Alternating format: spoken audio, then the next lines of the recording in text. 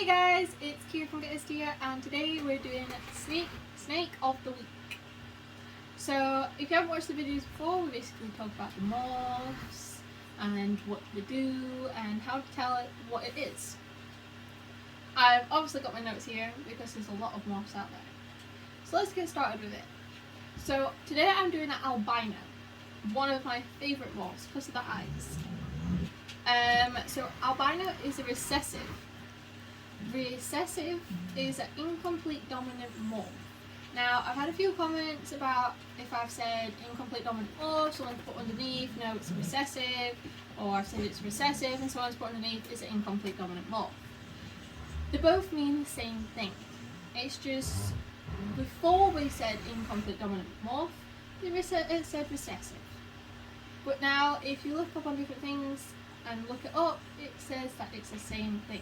So an incomplete dominant morph, or recessive, is basically that you can't make the gene, like albino, without having two of them in it.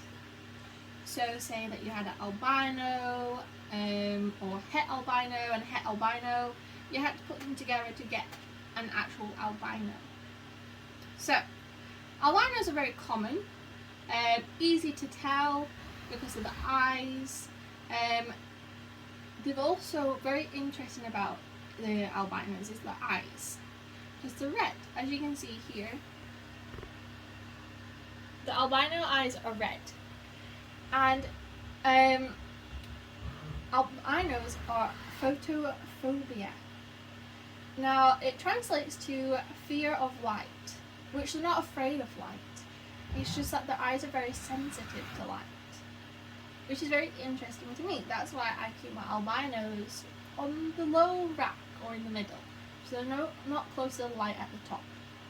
And that's another thing that with other atlas snakes you can take a picture of the flash on. Albinos you can't because it hurts their eyes. Albinos have a lack of pigmentation, which means that they don't really have dark colours at all. So instead of having like black or brown or something like that, albinos take that pigment away and fetch brightness, yellows, orange, whites. So on top of their head is normally like a bright yellow crown, as you can see here. They also have their the streaks across the eyes and under the eyes, which, yeah, so that goes over the eyes and through the eyes. Now, there's a word coming up that I don't fully know how to say, okay? So don't laugh at me. So, no, how do you say it? Melamesium. A melamesium? A melamesium? Comment underneath if you think that's correct. If it's not, please tell us how to say it. So, that basically means that it causes the bright red in the eyes. They also have normal patterns, but because of the pigmentation and the melamesium, it takes out the colours of darks that you would normally see with the alien heads. Kira, you need to do the door. Explain why the noise is. Okay, so my dad's building more racks for Maltese, and he's using the screwdriver while I'm doing a video. Where was I? It never stops. It takes the alien heads. Normally, for alien heads, it fetches the black and the brown, all the different dark colours, but instead it puts the yellows, the oranges, and the whites.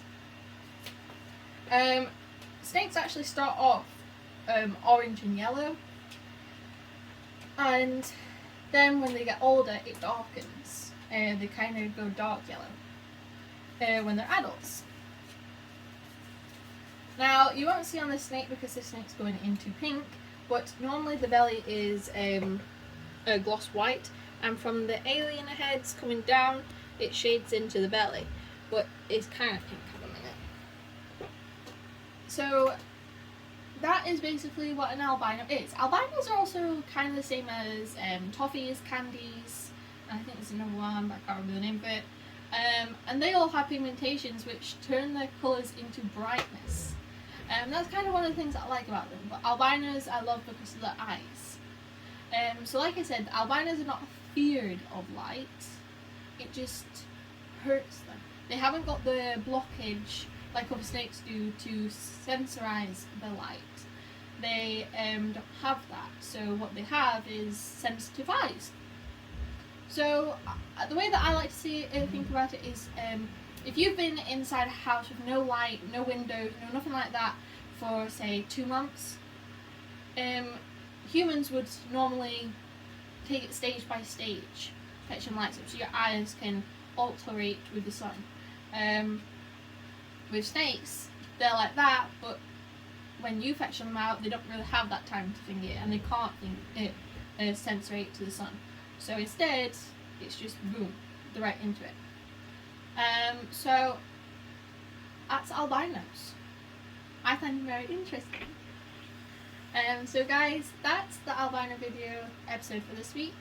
I can't tell you what I'm doing next week, but I look forward to seeing you there. So subscribe, like, and comment down below what you think about albinos. I'll be interested to find out. And I'll see you guys next week. Bye!